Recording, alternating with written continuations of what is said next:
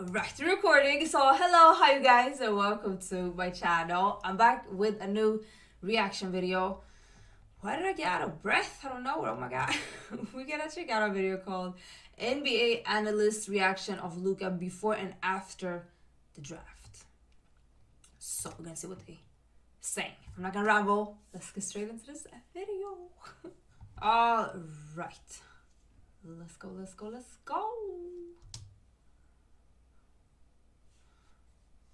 Before Will King. No doubt. No doubt. What? This kind of low volume. No hesitation. Take Luka Doncic with the #1 overall pick. Luka Doncic is the guard wing 2-3 from Real Madrid and Barcelona. He's 18, 19 years Barca. old. He's spent the last 3 or 4 years since he's 16 playing professional basketball against men. Much higher level than NCAA. And as I saw Bill Simmons tweet out, much higher level than watching 7-foot prospects shoot against 5'9" trainers standing still. Because that's what we get against most of these NBA prospects. We get things like Yi That's a Jinling. point. After. Probably younger.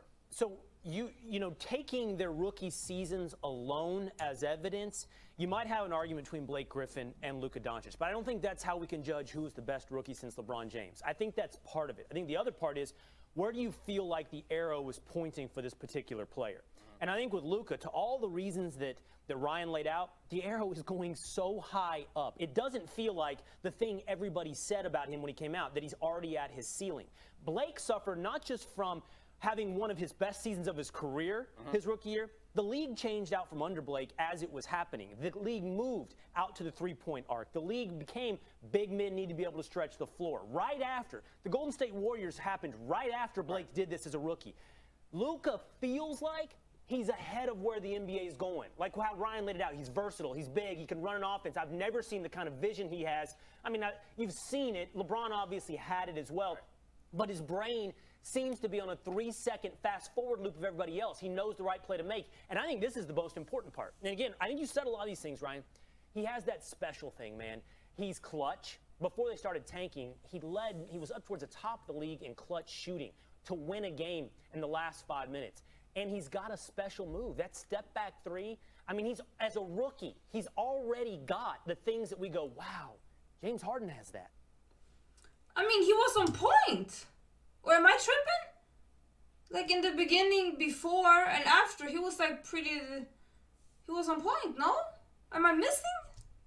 Let's say Stephen A. Smith. Incredibly important that the Phoenix Suns don't mess this up. He's right there in Arizona. He's right down the road. You need a box office attraction who can flat out ball, who's a big boy, the size, the athleticism, and the combination of all of those things with his gifts that you simply can't teach. I don't give a damn about how this kid in Europe looks. I understand he's a 6'8" point guard. He's surreal. He'll probably be the #2 overall pick.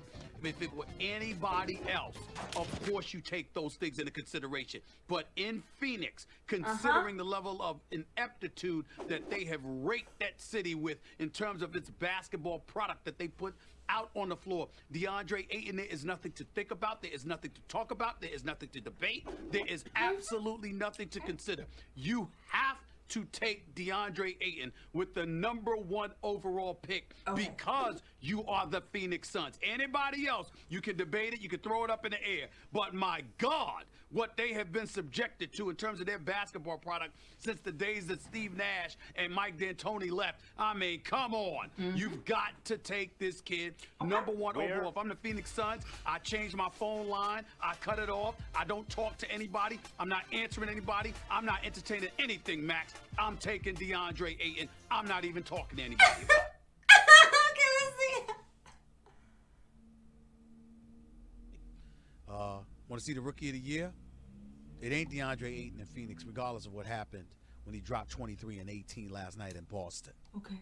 It's this kid, Luka Doncic. The Rookie of the Year to be. This kid is special. This kid is sensational. What did he say? Like, whatever European, da-da-da. That's what I heard before. I'm just saying. He really is. Just 19 years of age. First they found Dirk Nowitzki 20 years ago, and now they found this kid. This kid is special. Before. Okay, let's see Max. Office appeal you think he may have, none of those things in the end matter. The only thing that matters is getting the best player. And while once upon a time I was convinced that was clearly DeAndre Ayton, I am no longer convinced because of his performance in the tournament. Maybe I'm being a prisoner of the moment, but I saw things Stephen A. He's more athletic than Okafor.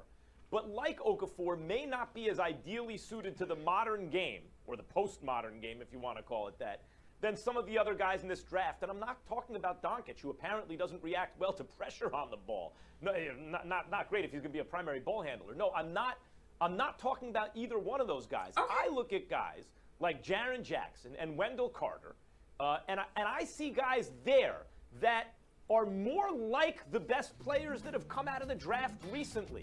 You think about Jason Tatum, or even watching the Celtics, think about Al Horford. I see guys who can switch on screens, who play consistent and excellent, like ubiquitous defense. They're everywhere all the time. Long athletes. I see guys with, at least in Wendell Carter's case, some offensive polish too. And in both cases, real offensive upside. I see much more of the kind of modern kind of star than I do in either Ayton or Doncic, to tell you the truth. Though I haven't seen much of Doncic other than the video that, I've been saying it wrong anyways. The point is that I think when you have the #1 overall pick in the draft, it can hurt judgment at times because you think, okay, I got the #1 overall pick. Like, how often do you get this? Unless you're the Cleveland Cavaliers without LeBron. I better hit a home run with this pick. But sometimes there is no, home run or grand slam in the draft. Sometimes the best available pick, even at #1, is just a good double off the wall that scores 2 runs. If you consider Jason Tatum that, or someone like that. And I think Wendell Carter Jr. and Jaren Jackson Why haven't I heard about them? fit that description. No I'd be disrespect. afraid. I'm not saying you don't take Ayton #1. I just don't think it's a slam dunk, so to speak, because I would be concerned that the wish casting, the desire for him to hit that home run with the #1 pick, the fact that he is so big and already offensively so good, will lead a team to make a mistake. I think they should give very careful consideration to the other players I just mentioned. Okay, Max. Let's see now. Max.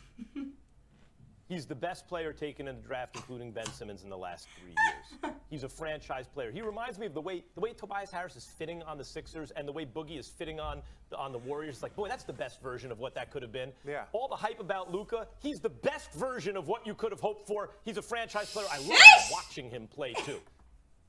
Wait, what did he say? How did he finish that one? What you could have hoped for. He's a franchise player. I love watching him play, too. Bro, really? Am I tripping? Like, in the beginning, wasn't he on point? Or did I miss anything? I just need to click just to listen to it with Will Kane. Because he was on point, no? No doubt. No doubt. No hesitation. Take Luka Doncic with the #1 overall pick.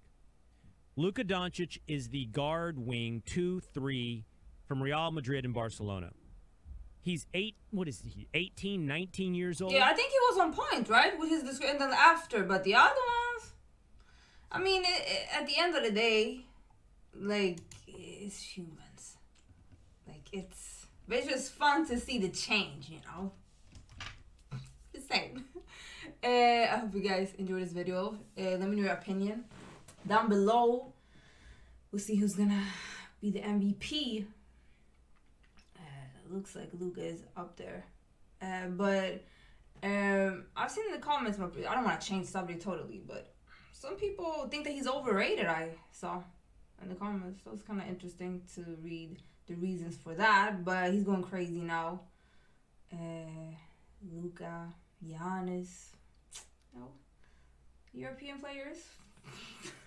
I'm supporting them, but like, comment, subscribe, all the good stuff. If you made it to the end, I appreciate you, and hopefully I'll see you guys in another video. Bye.